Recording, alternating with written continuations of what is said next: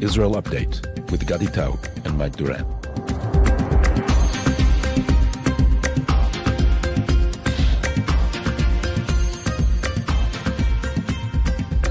Hello and welcome to Tablet's Israel Update. It's been 270 days to this war. Today is a Tuesday. It's the 2nd of July. It's 2 days before America's 248th birthday. I'm Gadi in Tel Aviv, and in a new undisclosed location is my co-host, Director of the Center for Peace and Security in the Middle East, Mike Duran. Hi, Mike. Hello, Ghani. It is undisclosed, but very secure. Those who are looking on YouTube can see how secure it is. I'm greatly relieved. We have a very interesting show for you today, and we will have a few stray strands to tie back into questions regarding Israel's Supreme Court, which is unlike any Supreme Court in any democracy. It is, in fact, in Israel, a kind of an uber government, authorized by itself to intervene in anything, and now in subjects that have to do directly with the military and the war. All that after the news bulletin. Over to you, Mike.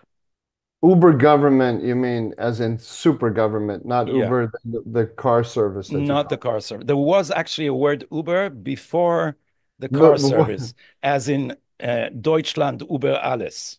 Yes, but now we live in a world, of social media, and anyone who doesn't know who the dead Kennedys are doesn't understand what any event. So why don't you tweet the news bulletin then?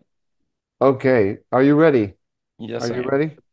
Okay, so and we have 5 items here on the news bulletin, and the first is that the Supreme Court issued a ruling stating that all the Haredim, how do we say that in English?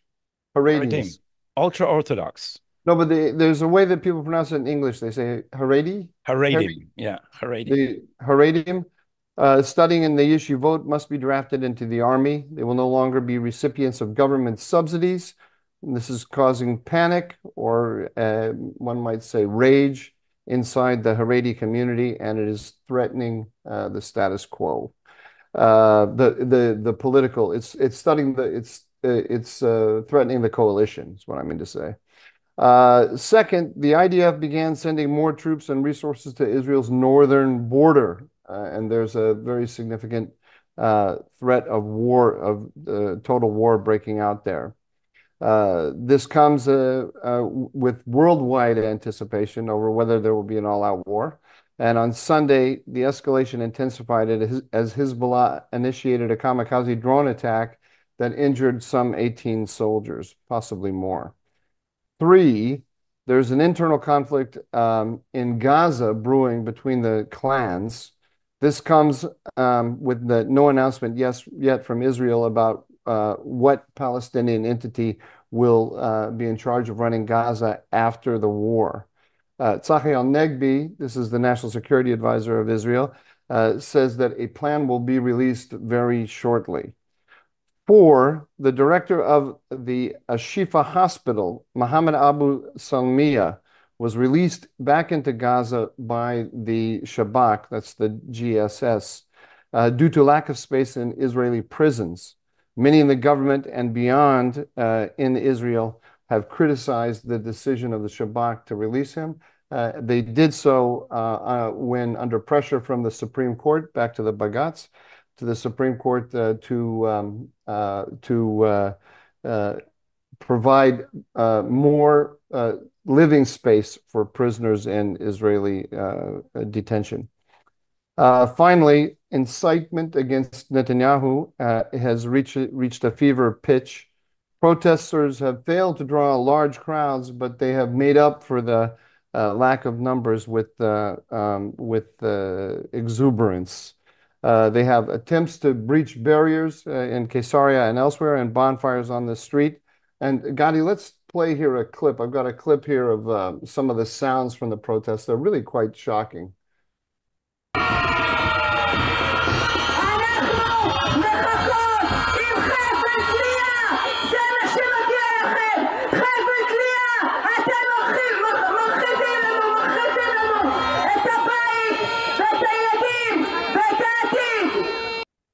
That was, of course, in Hebrew, what the lady was saying is that we have a noose in our hands awaiting the Netanyahu family, and that's what they deserve. I have to say, Gadi, that I was a little bit shocked by that statement. I mean, that really is incitement to murder the prime minister. In the United States, if somebody said such a thing about the president, they would definitely I don't think they would be arrested. They probably wouldn't be arrested. They might be, actually, but they would certainly get a visit from the Secret Service to say, what did you mean by that? Do you know that this is a crime? I don't know if it is a crime in Israel, but in the United States, it's a crime to threaten the president with death. If in Israel, if it would have been right-wing demonstrators saying that, or even less about a left-wing prime minister, they would certainly be in jail. The country doesn't stop talking about the amazing incitement on the eve of Rabin's assassination. It was not 1% of what we now hear regarding Netanyahu, but we have a system of law enforcement that is tilted to one side, and what is allowed to demonstrators on the left is not allowed to demonstrators of the right. Just to give you an example, during the protest of the settlers against the disengagement in Gaza, 700 indictments were issued for protest, for blocking roads and disturbing the public peace. How many were issued against the left all during the years of riot against the reform on these charges? Mike, do you want to take a guess? I'm going to guess very low, probably around 0. How am I doing? Bingo. There was one, but it was canceled. And then there were, now we received that for other charges, such as attacking police, I think was the charge, 28 indictments were issued during the protest over the reform, 21 of them against right-wing protesters protesting the protest, and only 7 against the rioters. They're blocking roads, they're doing anything they want, and with immunity. And also this, so after we were preached endlessly about the horrors of incitement that ended with the assassination of Rabin, now we have incitement on steroids, and it's legitimate because in the eyes of the mainstream press and the judicial system and the attorney general and the chiefs of police, the right wing is never exactly a legitimate government, and so this is how they treat it. There's something similar here, of course. If you're the January 6th crowd has been prosecuted to an extent that it's really shocking.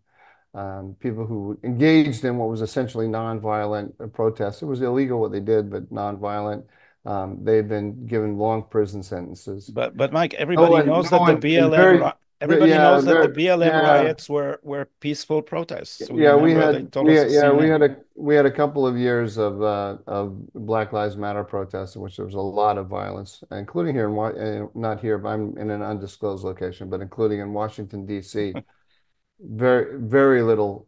There were people who were arrested, but a lot of them were released. Some people were charged with pulling down monuments and so on. But the imbalance is obvious to any fair and impartial observer, I think.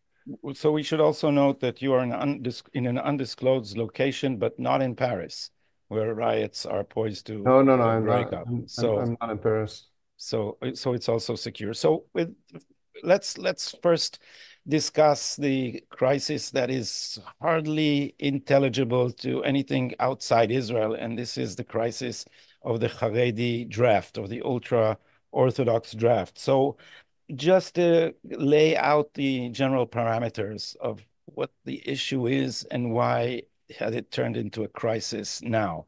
So from the beginning of the state, from the founding of the state, the status quo agreement between the ruling Mapai party and the ultra-Orthodox was that students, excellent students of Torah, will be exempt from the draft into the military. They numbered back then around 400. This gradually developed into a full-fledged waiver to all Haredis. And this created a very Whether strange they are anomaly. excellent students or not. Or whether they are students or not, because they are supposed to be registered as students, but the requirement that the waiver depends on is that they are not otherwise employed. So what it created was a huge class of loiterers who are not really students, but can't work or have to work in the black market. So everybody understood this is a situation that must be somehow solved. And over the years, there were various government committees which suggested various compromise solutions. Most of them depended on quotas. But quotas are a tricky thing because the Supreme Court observed and then ruled that they were illegal because they have nothing to do with the actual draftee, like the actual person facing the draft. There's no criteria for them to be inside or outside the quota. So these compromises didn't work. Finally, under the left-wing government of Lapid and Bennett, which we had until, what is it now, a little over a year and a half, that government submitted a new law, also including some kind of quota, which was supposed to draft a number, I think it was 4,800 or 3,000, and then 1,800 more. And that that bill wasn't signed into law because the government fell. In Israel, you have to have 3 votes in order to make a bill into a law. We have a single chamber parliament, and it only passed the first calling and was about to become a law, but then the government fell. Now the Supreme Court said that it is impossible to keep not drafting the ultra-Orthodox if this is not somehow based in legislation. So the government was given an ultimatum to lemased, to institutionalize this in a proper law. So what the Netanyahu government did, because it knew what it was facing, is said, okay, we'll continue with the bill that we had under the Lapid government. But of course, now the opposition, which then presented the bill, doesn't support it anymore because it wants the government to fall. Let me just interrupt you for 1 second to point out that Netanyahu's coalition right now depends on ultra-Orthodox parties who are vehemently opposed to the drafting of the ultra-Orthodox. So this is a and this is why this is one of the reasons. The 2 reasons why the opposition wants to hammer Netanyahu with this are: 1, after October 7th, there is a tremendous sense in the country that everyone should be, as you said earlier, putting their shoulder underneath the stretcher.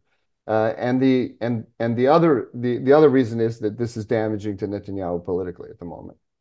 Especially the second reason, because the truth is that the IDF cannot draft all the Haredim in time for the probably coming war in Lebanon. It's very complicated to draft Haredim. You need to have separate units for men and women. You need to have facilities for ultra kosher food. You need to take care of people who are already married and with many children. There are because they marry very early. So there are many complications. But and you're dealing with people that have not developed practical skills over there are very few of them who are auto mechanics or who have skills that the army really needs. I would assume. Yeah, that's too.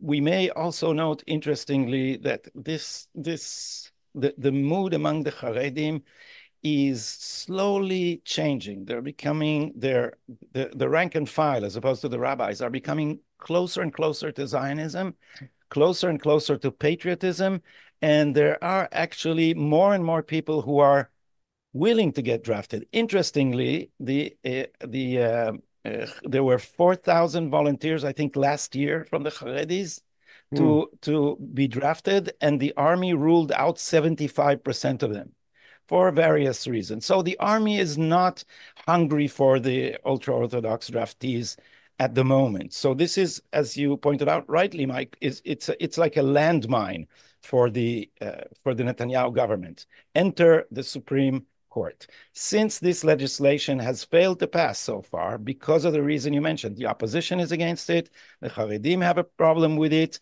there's no consensus around it, the Supreme Court ruled that until this is institutionalized in law, everybody has to be drafted, and that any yeshiva where there is not a proper waiver for their students will stop getting government money. And this is the thorny issue, stopping the money for the yeshivas. And so the Supreme Court now intervened in a way that is putting the coalition at risk. I can tell you with great certainty that although all their reasoning was in legalese, they're actually very shrewd politicians. They're very strongly leaning to the left, and wink and nod, they are cooperating with the opposition against the Netanyahu government. What will come out of it is not clear.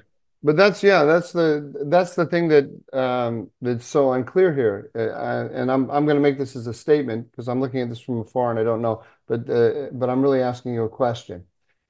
If I were the leader of an ultra-Orthodox party, this would put me in a dilemma because I would recognize that whether by intent or effect, I assume like you, it's intent. The Supreme Court has aligned itself with the left and with the secular opponents of the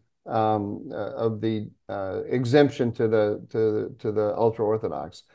So they see that if they were to bring down the Netanyahu government over this draft issue, they could be faced with a new government that is even more hostile to them. It could be a mix of the left wing together with Lieberman, who's really hostile to them, and other elements. And there would be then a kind of national consensus against them, or at least a coalition consensus against them, and that could be a lot worse. So politically, they're in a dilemma because they don't like what Netanyahu is being forced to do, but they recognize that he is being forced. And if they stop supporting him, they may get something that'll be even worse for them. That's how it looks to me. Am I right? I think that you are generally right, but not everyone thinks so. And I'll tell you why. There's one more loop that we have to do in order to understand this. Benny Gantz, who is the second, he's not the official leader of the opposition, but he's the strongest person in the opposition, famously told the Haredim, with me, you will get anything. Here is a blank page, fill the bottom 2/3, and I'll sign it for you. So their obsession... Okay, that was before October 7th. That was earlier. But people are talking about that the left is going to, behind the scene, offer the Haredim whatever they want, and also a pseudo guarantee that the Supreme Court will not intervene when it's a left-wing government. And this of course is the whole history of the ultra-Orthodox relationship with the political establishment, that they have always held the balance in Israeli politics. So it doesn't matter whether you have a left-wing government or a right-wing government, you always have ultra-Orthodox who are in control of the ministries that will allow them to give lots of subsidies to yeshivot. So, but here's the caveat. The caveat is the actual voters, because the opposition, after climbing up this tree and demanding shivyon banetel, equality of netel, what would you call it? Load, burden, the equality of shouldering the burden, of putting your shoulder under the stretcher.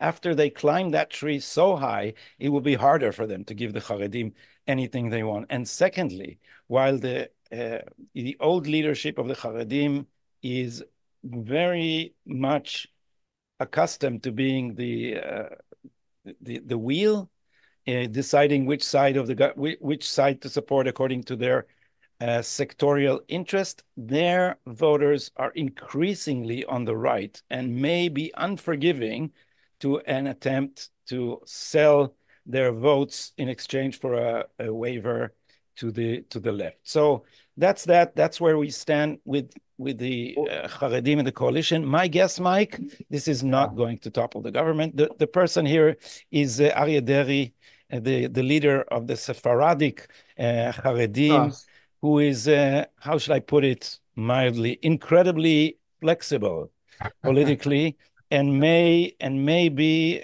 striking deals behind the scene. He's friends with Gadi Eisenkot, for example. He's always been very well connected on all sides. He's very, very sophisticated and can play a role here. Netanyahu, if you've been listening, and I'm sure you have, to his Telegram messages that he delivers in his office, like in short videos, one of which we discussed at length when he revealed that America was withholding ammunitions. So in one of his recent messages, he said, I am asking all members of the coalition to remember this is a time of national emergency and you should put all sectorial considerations to the side. He's speaking, when he says that, in the voice of the majority of Israelis, and everybody knows that. People will not forgive a divisive election in the middle of a war. So let me push the analysis that you just presented one step further and see if I get your agreement with this. That one of the things that's happened in Israeli politics since October 7th, the big divide between left and right for most of the last 2 or 3 decades has been the question of a two-state solution, concessions to the territorial concessions to the Palestinians in return for peace. That is no longer the case. And left and right in Israel is increasingly secular versus religious. So you have and on the religious element, I shouldn't say that is the sole determinant of left and right, but that's now a sort of major dividing line. And when we say religious, we're talking about national religious, that is people who go and join the army and are very patriotic, and ultra-Orthodox who historically have stayed away from the military. And in the mind of the secular forces, those two are kind of working together to remake Israeli society in a way that is threatening to them. What do you say to that? That it's a sound observation. I can contribute a few more about right and left from a video that I sent you last night that I recommended you listen to with Yrit Leinor, who, by the way... Oh, I did not. I saw you sent that to me, and yeah. I started to listen to it, and I fell asleep. Yrit is one of the sharpest pundits, and she really likes you, Mike. You know, she said you are the sweetest goy. She said. Well, so that's because she listens to us. She clearly has a very discerning intelligence. This is very. And so here is what she says about left and right. I remember at least 2 of her observations. She said, the litmus test is, do you think the conflict with the Palestinians is geographical or religious? If you think it's geographical, you're on the left. If you think it's religious, you're on the right. Secondly, her second test is, who are you more afraid of, the Arabs or the ultra-Orthodox, or the Jews? If you're more afraid of the Jews, you're on the left. If you're more afraid of the Arabs, you're on the right. So, and this is a very, very reliable, test. So I think that behind these witty slogans that she has is a very, very serious observation. There is a shrinking crowd who, I would say, tends to globalism, and for whom Zionism is only very thinly Jewish. This is also a quote from the same Yrit Leinor, who once said, what they aspire to is actually Sweden in Hebrew. They don't have any other affiliation. And that, I now remember the third. So let me finish, and then you can comment. And then she says, Israel also is divided between right and left according to this litmus test. Do you come from the Holocaust or do you come from the Bible? Do you think Israel is here because it's an answer to the Holocaust, or do you think Israel is here because this is our homeland and the origin of our people? And I think these observations hold very well. Yeah, they're very, very interesting. Tell us a little bit about her, because I actually do not know who she is, and she's very sharp. You're saying she is. first of all, she's one of the leading panelists on one of the leading shows, The Patriots. And The Patriots, I think we mentioned on this Channel show. 14, Yinon Magal. Yeah, and it revolutionized Israeli TV because, you know, the right is usually gloomy. And Yinon Magal is just this exuberant, jolly guy. What? We don't need we to talk about this now, but this is something I don't understand. It's the same in the United States. The right wing, and I'm not talking about the establishment right, but the sort of intellectual right. It's always 5 minutes to midnight. The republic is always about to be destroyed. And this is Flight 93. Yes, in Flight 93, that's right. And it's not just the republic. The United States is the only defender left of civilization. And if the republic falls, all Western civilization is gone. I hate this way of seeing the world. I hate it. I really but why is it that right-wing thought is like that? I don't know, and maybe you know. We can talk about it later. I don't, and we can talk about it, but also note that Donald Trump is not exactly like that. He's not at all doom and gloom, and That's Make America Great. It's one of the attractive things about Donald Trump. The Make America Great Again is not Flight 93. That's a very big difference. So Irit is a pundit on that show, and she has a very sharp sense of humor and a very original way to look at things, also great confidence. And I am friends with her for a long time. We used to be together on the left. She was a fiery leftist once upon a time. And we liked each other since, and both of us moved to the right. And what happened, our contribution to the right is that we're arrogant. The right in Israel is always beat up. It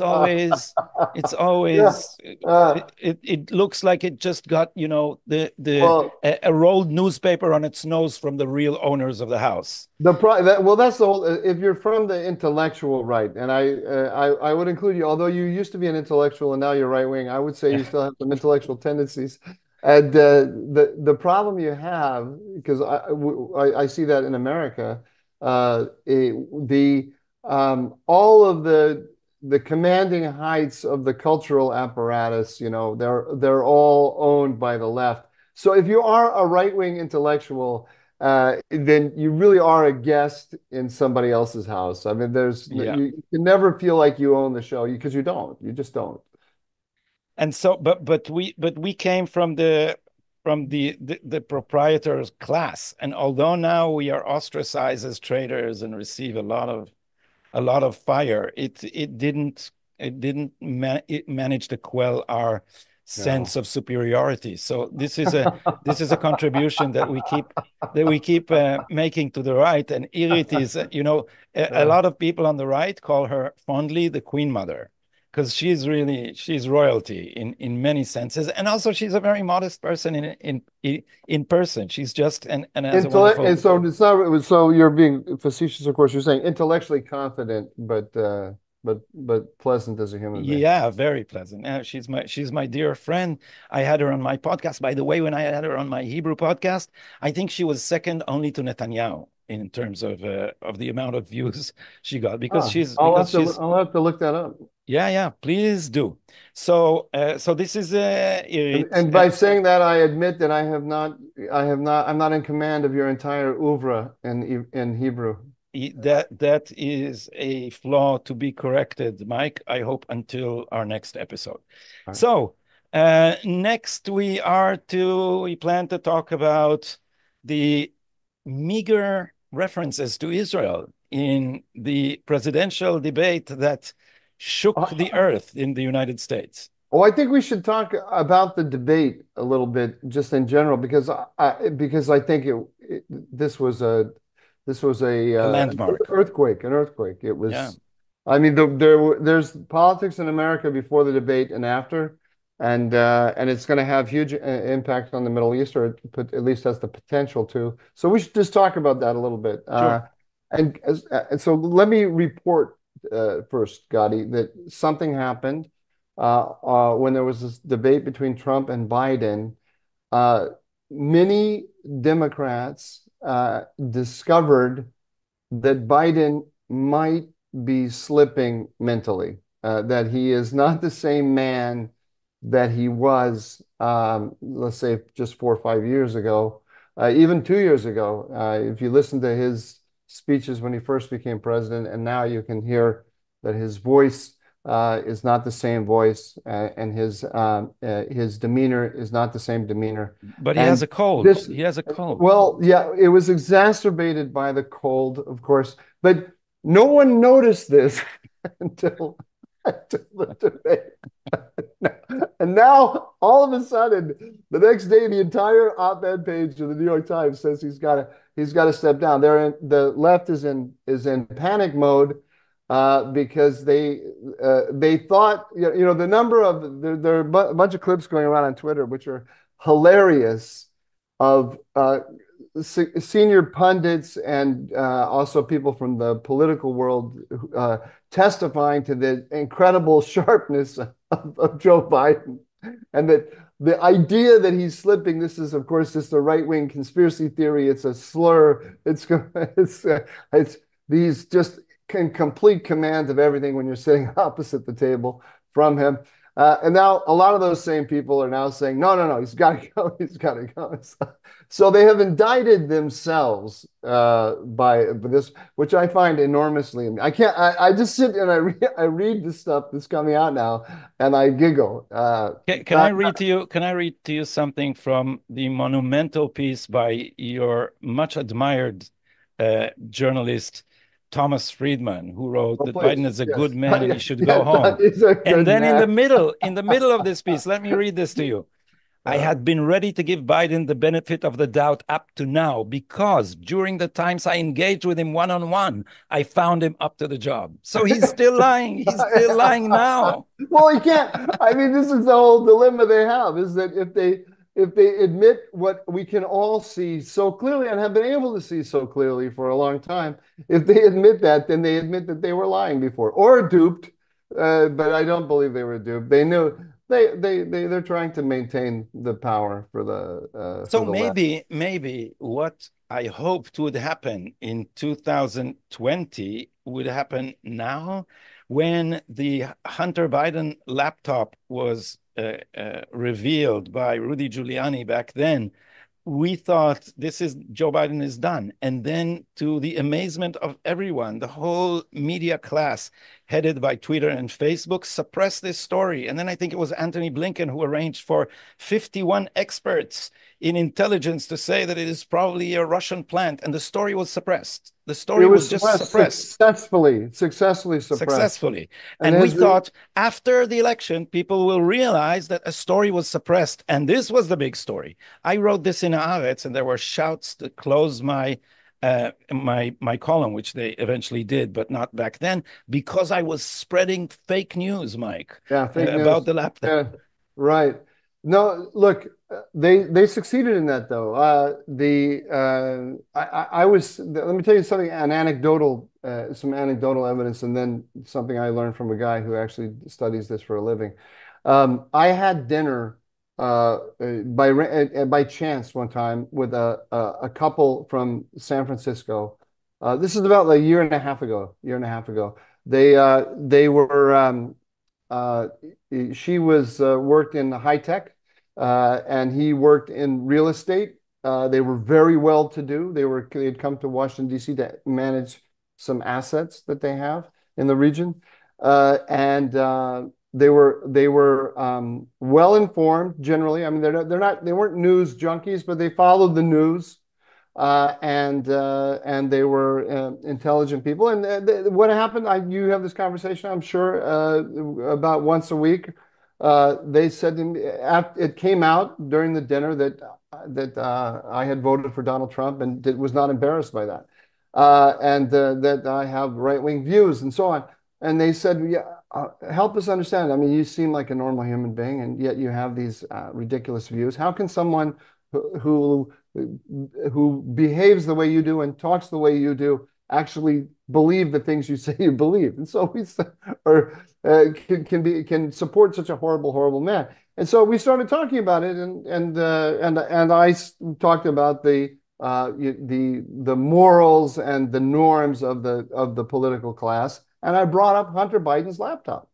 exactly in the way that you did, and the suppression of it. And they said, whose laptop? What are you talking about? They had no idea. They had never heard of it. They had never heard of it.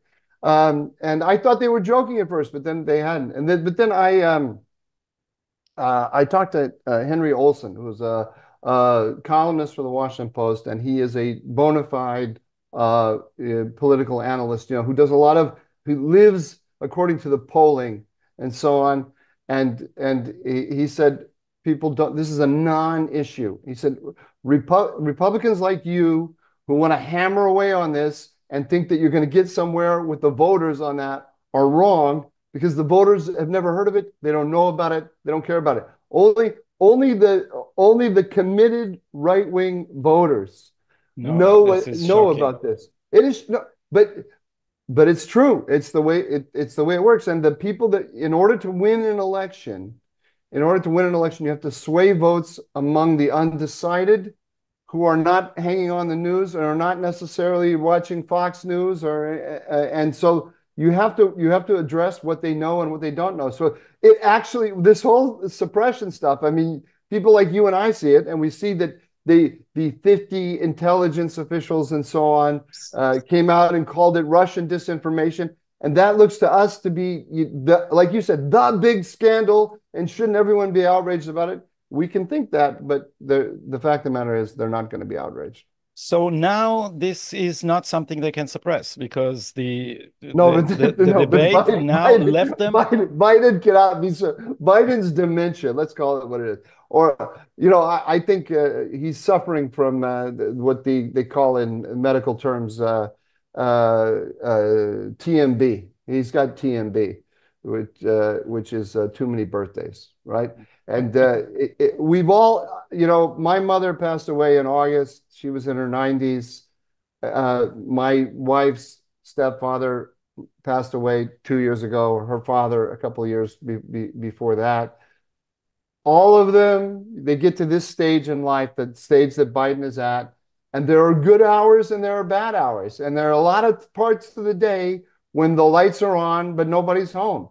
And it's not, I don't know what to call it, dementia or not dementia. It's just old age, and we've all experienced it. So we know what we're seeing when we see the guy up there looking out in space. We know what that is. One thing I can tell you about the Hunter Biden laptop: none of the people I know have ever experienced anything like it, like what's in the laptop. It's like it's completely unbelievable. And I'll tell you, because a lot of people after the debate say they feel sorry for Joe Biden. Say, look at him, they're pushing him. He's a marionette he's a puppet, a sock puppet in their hands, and they're pushing this old man who has no clue where he is, and it's just cruel. And I have very little sympathy for Joe Biden, because I read Miranda Devine's amazing book, Laptop from Hell. And what I can tell you is this is a story of huge corruption, and it's terrible. But it's also personally terrible, because you have a son who is a junkie, and you turn him into the cash mule of the family. Into the bag man. All this money comes through Hunter Biden, who is sick. He's a junkie, and you completely ruin him. You listen to those recordings. This is a man who has no friction with reality. He lives in it's a nightmare. So if I were to write a screenplay about this would be a heart-wrenching story. These are going to be there are going to be great screenplays about this. But later, before like 20 years Mary from now, Garland 20 years or 30 years from now. Yeah, this is after Mary Garland can lay a hand on you, then you can write a screenplay. It's like The Americans. Did you see that TV series? No. It's about KGB agents in the United States masquerading as Americans, and very successfully. It's a good spy thriller, and it tells you what we're up against in terms of our foreign adversaries. Written by under Ronald Reagan and during the Reagan era, and the TV show is Reagan doesn't loom large in it, but it is sympathetic to Reagan, and of course the guys who wrote it are left-wing nuts who who are the same people who are telling us that George W. Bush is evil, and that what the left does is every Republican president when he's the actual president and has power is either stupid or nefarious, devious, stupid or devious, or some kind of combination of the two. And then what they do is they resurrect them about 20 years later in order to say, how come, and then they say, by resurrecting them, you show, as a left-wing analyst, you show that the fact that you are saying nice things about a Republican shows that you are an objective observer, you're not a partisan. And then you establish your bona fides as an objective analyst, and then you take the picture that you have just created of this completely acceptable and conscientious and maybe even laudable Republican president, and you hold him up in order to compare today's Republicans with the ones we used to have, and you pretend to have nostalgia for the ones that you hated 20 years ago but are now pretending to love. That's so much the same here. It's now the left always has nostalgia for Begin. Now, where is the real right? But Begin, they called him a Nazi, a fascist. He was a gentleman. Yeah, what are the day? Begin was an honest right-winger, not like today's corrupt Netanyahu. Yeah, and so it's always the same. Remarkable, their ability to do that. The post facto resurrection. There's an article in that somewhere. So the debate did mention Israel marginally. It didn't have to do anything with the topic that we said we will discuss, and we have little time for. We should just say quickly though. I think that for the Middle East, this is a very dangerous moment between now. Look. First of all, what's the result of this going to be? It looks like. A big chunk of the Democratic establishment came out after the debate and said they were in panic because they felt that they might lose power if Biden stays the nominee, and they said he's got to go, but he clearly doesn't want to, and Jill Biden, his wife, doesn't want to. And by the way, the New York Times reported that they went to Camp David, and Hunter Biden strongly advised him not to give up. Don't give up, Dad.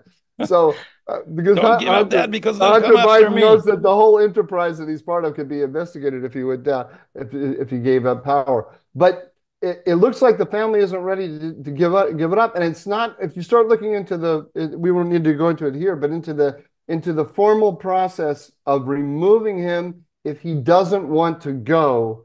It is very, very complicated and difficult, and it will throw the party into great disarray. If he's not a willing partner in his removal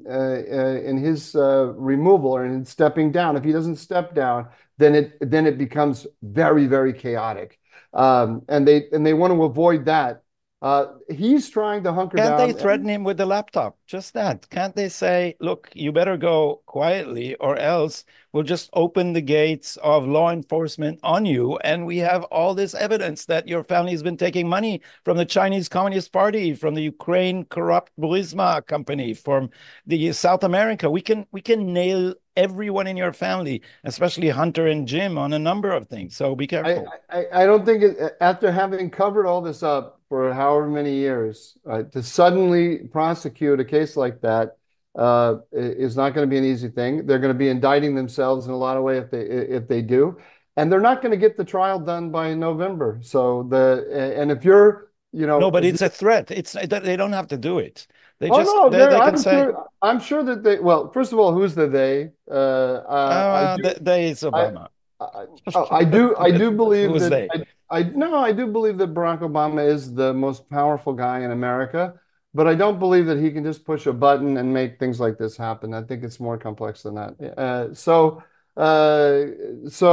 anyway, I think there will be a very serious effort to remove him, and I think Obama will be part of that. But they might decide when looking at it all that the lesser of two evils is just to They're starting the new slogan. The new slogan is "It's not the man, it's the team," and the team is great. That's so watch now. Apparently, it was always not the man, but the team. But the question is, what will China, Russia, and Iran? How will they read this? Because I think there's no doubt that for the Iranians, life is going to get tougher under Donald Trump. I'm not going to say that it's going to be a complete 180 by him, but being harder on Iran is very much part of his political persona. He was more supportive of Israel in the debate. I think that the Iranians are going to ask themselves, how do I pocket the maximum number of benefits between now and next January? So escalation in the Middle East has just become more probable. Is that what you're saying? I'm not saying that. It depends how they read. I mean, the Middle East is always a complex environment, but it's another in a highly combustible environment. We have a new element of uncertainty. And we have a lot of different players who are watching each other and trying to see how they're negotiating the uncertainty. I think, yes, the simple answer is I do think escalation becomes more probable, but not to such a degree that I can say we're going to have war next week. I don't think we are. All right. So just one remark about the Israel issue. Trump was evading it, right? But Biden, gave the spiel. It was all lies. No administration has backed Israel so much and all blah blah. And we only stopped one shipping of ammunition and all the rest of the lies. He was lying through his teeth about everything. Or the team was lying, Mike. Maybe it was not him. The lies are from the team, which they are, by the way. He looked like he was reciting things that he learned by heart. He looked like the whole paragraphs were. Frank Bruni, I forgot. I wanted to actually read it out on here. Frank Bruni, who's a super left-wing New York Times writer. He had the best description of what you're talking about, where Biden had all of these talking points that he had learned in the debate prep, and he delivered them very poorly in terms of just kind of referencing them, rather than actually delivering them in a way that the audience can fully understand. But also he delivered them in a rote fashion without the proper context. You could see that really easily. It was like it was like going through an archaeological dig, and you can see, oh, there used to be a beautiful mosaic here, but it's all broken up. Yeah, but Dr. Jill Biden phrased it beautifully and revealingly. She said, "Joe, you answered all the questions, and you had all the stats." She said that, and we got to let that. The other part got covered up by the audiences, and you had all the stats at your disposal. Good boy. Good boy, Joe. And what did Trump do? Well, he evaded the questions about Israel. And many people here interpreted this as, first of all, they think that Trump may be a wild card that we can't guess about Middle Eastern policy. And secondly, that maybe he is thinking of the isolationist wing in his own party and does not want to reveal himself as a too enthusiastic supporter of Israel. That's certainly true. That's certainly true. He's we have on the right now there's the let's call it the isolationist right. I don't really like that word. Let's call it the Tucker Carlson right.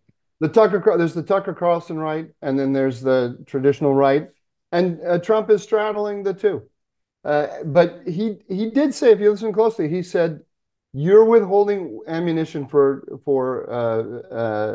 Israel. You should give it to them and let them finish the job quickly. So let's get this thing over with." So like, this is the way he's straddling it, because he's telling the Tucker Carlson right that we don't want war in the Middle East, but he's saying to the traditional right that supports Israel, the vast majority of Republicans support Israel. He's saying, support Israel, let them get the job done. And so that's a pro-Israel message, really. But they're right. You're not going to get whether you so Democratic president or Republican president, you're not going to get the guy that's going to be perfectly supportive of Israel the way Israelis would want. But I think I think the two things are voter support for Israel in the Republican Party is off the charts, and traditional conservative foreign policy advisors support Israel. Just think about who's going to be in the Trump cabinet, right? The team. The team. You're going to have Robert O'Brien. You're going to have Tom Cotton. You're going to have Mike Pompeo. You're going to have Devin Nunes, and on and on and on and on and on. You're going to have Rick Grinnell. They're all pro-Israel. All pro-Israel, and they're all hostile to Iran. So it's not going to be George Papadopoulos and Carter Page this time. Well, George Papadopoulos and Carter Page will be doing nefarious things in the background, you know. I'm sure. Last topic, and we have very little time, the escalation in the north. Is there anything new except the increasingly alarming rumors? The last one that I saw on Telegram, that for the first time, Israeli hospitals in the north were evacuating patients to the heartland. Does that mean we're closer to war? You're a little bit close. Here's my take. I'll just give you my take on the situation, and this is going to be something we can talk about next week and the week after and so on. So there's nothing really burning here. My take is that we are closer to war because the Israeli elite, I don't want to say the elite, the government, the national security establishment, they recognize that it's very unlikely that they are going to get from Amos Hochstein, Biden's right-hand man, who's trying to negotiate a deal diplomatically with Hezbollah, that is going to give them anything like the security they need in order to guarantee to the displaced citizens of the North that they are secure in their homes. And they will only be able to achieve that by a major war against Hezbollah.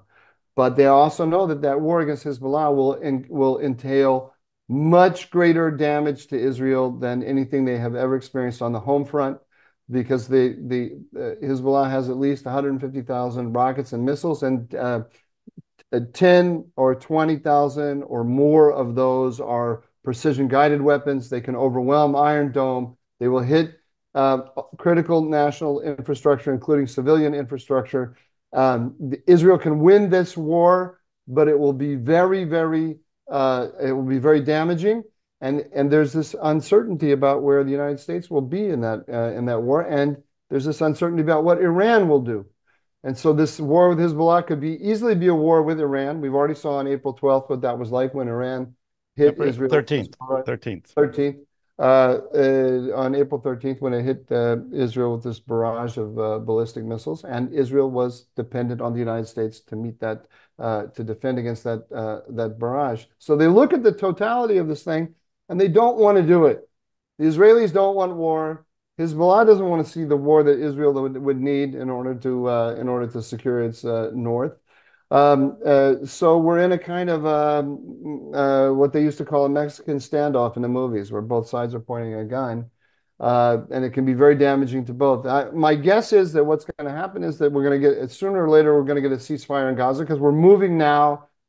The IDF is going to announce in days, if not in days, within a week or two, that the major ground operation in Rafah is completed, and we've moved to stage 3 in the war, where Israel holds the Philadelphia corridor and then the Netzarim junction, and then just carries out raids into the strip. That's going to create the possibility of a ceasefire. Whether that will come or not, who knows? But if there's a ceasefire there, then there'll be a ceasefire perhaps in Lebanon. And then we'll have a pause, and the Israeli military will, I think, start to strengthen itself for the next round. this could all go wrong. I'd say that there's a 75% chance, maybe 70% chance that that's what's going to happen. There's a 25% chance that it will escalate into something much more. And things can get out of control very quickly.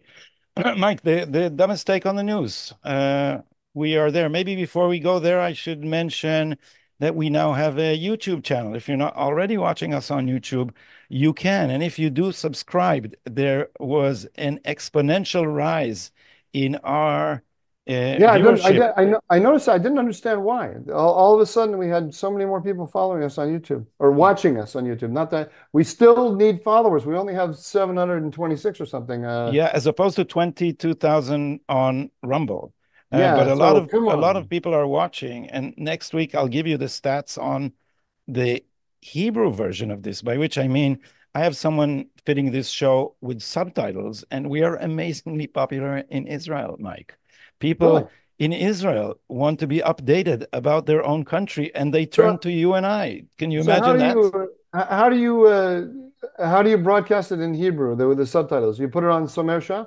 I put it on Shomer Saf on my Hebrew podcast channel, and I have a guy who's now working with me to put subtitles on this show and on other shows. And so we are also Shomer Saf then. Is that the way it is? Yeah. We have become regular episodes of Shomer Saf, and people are watching with Hebrew subtitles. Okay, but if you're listening in English, go on to YouTube and subscribe. It does wonderful things for us.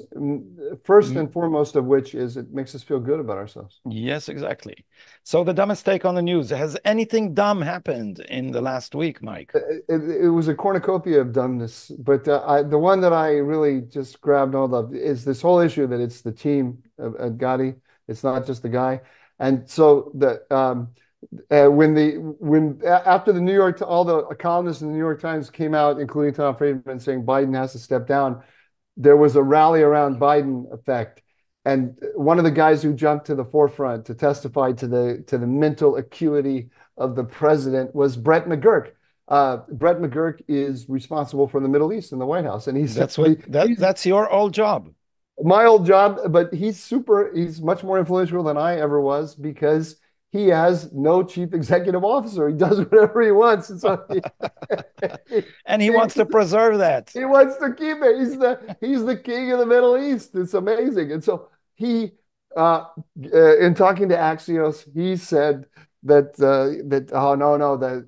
Biden, he's in meetings with Biden all the time, and he's very, very sharp and on top of everything. And in describing the qualities that Biden has that are impressive to Brett McGurk, he mentioned this one. It really jumped out at me. Biden has strategic empathy. What the hell is strategic empathy? I mean, this put two words together that sound they sound impressive, but what does that mean, Gatty? What is it? What is strategic? Let me take a guess. Let me tell you what I think he meant to say. He creates in his interlocutors a sense of friendship. Because Joe Biden used to say that everything is personal, and he used to say that he influences as VP. He influenced China because he had real good rapport with Xi Jinping. He has so he deploys his empathy in a strategic way. You're turning this crazy phrase into something that to me it sounds like he's tactical effervescence. Like it's just like putting two words together. I'll tell you what it really is, Mike. If you allow me some locker room, yes. when you're in love with a woman who then you realize is not very bright, then you start making excuses such as she has emotional intelligence. So strategic empathy is the emotional intelligence of international relations. How's that for an interpretation? No, emotional intelligence is a real thing. Strategic empathy. Yeah. Your problem, Gatty. This is your problem, actually. In your entire career, your problem is you don't have enough strategic empathy. You don't.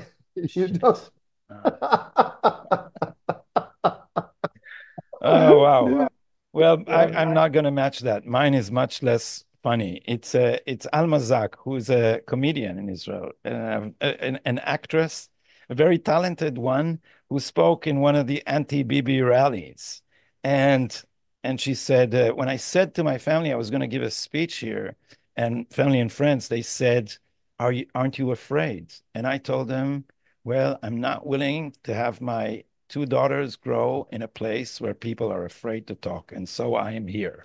Like, she is from the heart of the consensus where all the leftist establishment is hugging her from all sides.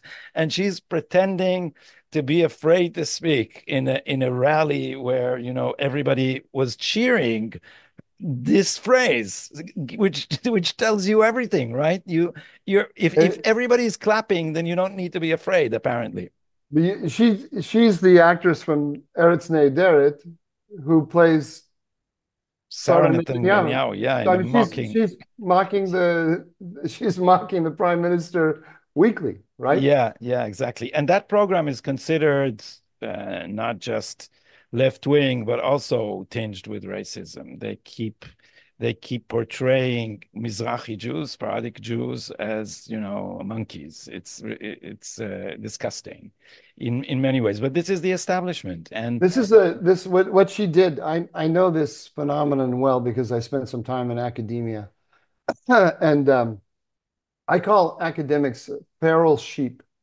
They're herd animals. They're sheep. They're very protective, very meek. But as but a it's herd, strategic meekness. strategic. It is. It is. That makes more sense than strategic empathy. It's strategic meekness, but they become absolutely ferocious when they know that the entire herd is with them. They're ferocious, but also self-congratulatory for their willingness to stand up and take a bold stance. Yeah. It's the most remarkable thing in the world to see. I have another name for them. I call them the choir of Emile Zola. There is a choir of Emile Zola. They're all speaking truth to power in a choir. It's like Yes, yeah. they don't understand that to be Emile Zola is not to be against the government. It's to be alone in something that you are bravely putting forward. They're just a choir. And this is, I think there's a sociological explanation for this. I don't speak about academia at length in Hebrew because I still work there, and I try not to drag. Yeah, don't do this. Show some strategic empathy, guys. Exactly. Don't But don't do this. there is something about academic sociology because you have to advance by peer review. And so the By phenomenon that consensus. Alexis de Tocqueville said about American democracy is, since you don't have anyone to look up to, you don't have role models, what you do is just look sideways and then do what everybody does. And this is the dynamics of peer review. So hence you get strategic meekness. That's all from us for today. Mike, where I are have you? one more. Sorry, I Yeah. have one more. This is a topic I've thought a lot about, and I just want to leave you with one more thought about. And this is news that people can use. If there are any young academics out there who actually want a career in academia, I don't know why the hell they would ever want it, but if you want that, let me tell you how you make it in academia. You tell your superiors, your seniors in your field, that they were totally right about everything, but you do it in a new way. That way, because academics like to believe that they think out of the box, that they're innovative, that they're open-minded. They actually believe all these things about themselves. When they're none of these things, but they believe it. But so what you do is you tell them, I say, Gotti, you were always right, but for a reason that you never understood. And then you walk away from the meeting with me and you say, Mike, he's a really an out of the box thinking. He's a very creative. That guy's very, very intelligent. Hey, he had an idea that I have never had before, that I am wonderful. So enough about me. Let's talk about my work. As they say in academia. Thank you for joining us for this show. Don't forget to subscribe to it either on YouTube or on Rumble, or you also have us on audio platforms. One of them is on the tablet site. The other one, if you are accustomed to listening to any of the other audio platforms, we surround you. We are everywhere. And we will be here next Tuesday to update you about what's going on in Israel. Until then, stay safe.